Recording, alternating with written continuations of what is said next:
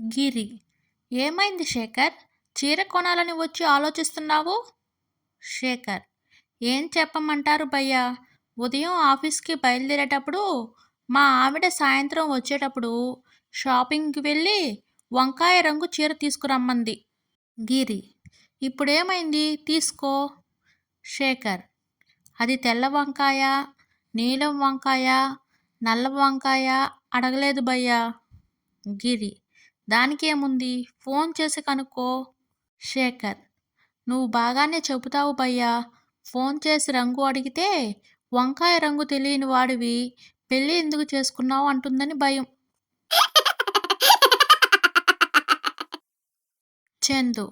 Doctor గారు, ఎన్ని మాత్రలు వేసుకున్నా బీపీ తగ్గడం లేదు, ఏం చేయమంటారు? డాక్టర్. ఏముంది, నీ భార్య మేల్కొని ఉన్న సమయంలో మీరు నిద్రపోండి, ఆమె నిద్రపోతున్న టైంలో మీరు మేల్కోండి.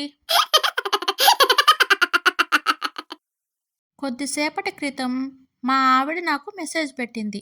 ఏమండి, ఆఫీస్ నుండి వచ్చేటప్పుడు పిల్లాడికి డైపర్సు, సాయంత్రానికి కూరగాయలు, కిరాణా తీసుకురండి అని. నేను చూడనట్లు రిప్లై ఇవ్వలేదు. ఆ కాసేపటికి మరో మెసేజ్ పెట్టింది. ఏమండోయ్, మిమ్మల్ని ఇందు అడిగినట్లు చెప్పమంది అని. నేను వెంటనే ఇందు ఎవరు అని రిప్లై పెట్టాను. వెంటనే ఇందు ఎవరూ లేరండి, మీరు నా మెసేజ్ చదివారా లేదా అని టెస్ట్ చేశాను అంతే, సాయంత్రం సరుకులు మర్చిపోవద్దని. భర్త. ఉదయం నుంచి ఒంట్లో నలతగా ఉంది, ఏం వంట చేశావు? భార్య. బయట జనమంతా జ్వరాలతో బాధపడుతున్నారు కదండి, అందుకే సిట్రజిన్ చారు, పారాసెటమాల్ పచ్చడి, క్యాబేజీ ఫ్రై విత్ ఐబ్రోఫైన్ చేశాను. హేమంత్. ఉదయాన్నే హాయ్ అని వాట్సాప్ మెసేజ్ చేశావు, తర్వాత నేను ఎన్ని మెసేజ్లు పంపినా రిప్లై ఇవ్వవేంటి? లాస్య. ఏం లేదు, డేటా బ్యాలెన్స్ ఉందా లేదా అని చెక్ చేయడానికి మెసేజ్ చేశాను అంతే. సీను ఆఫీస్ నుంచి ఇంటికి వచ్చేసరికి తన భార్య పద్మ తమ 6 నెలల బాబుకి నాన్న నాన్న అంటూ మాటలు నేర్పిస్తుంది. అమ్మకి బదులుగా నాన్న అని నేర్పిస్తుండడంతో ఎంతో మురిసిపోయాడు సీను. కొన్ని రోజుల తర్వాత అర్ధరాత్రి బాబు ఏడుపు అందుకున్నాడు.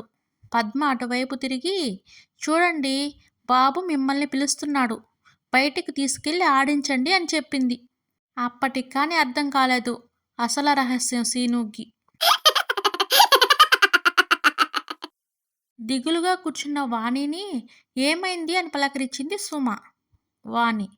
ఏమీ లేదు సుమా, పరిస్థితులు చూస్తుంటే ప్రాణానికి ప్రాణంగా ప్రేమించిన కిరణ్కి అన్యాయం చేయక తప్పేట్టు లేదే. సుమ. ఏం జరిగిందే, నీ పెళ్ళి కిరణ్తోనే కదా నిశ్చయం చేశారు. వాణి. అదే కదా నా బాధ.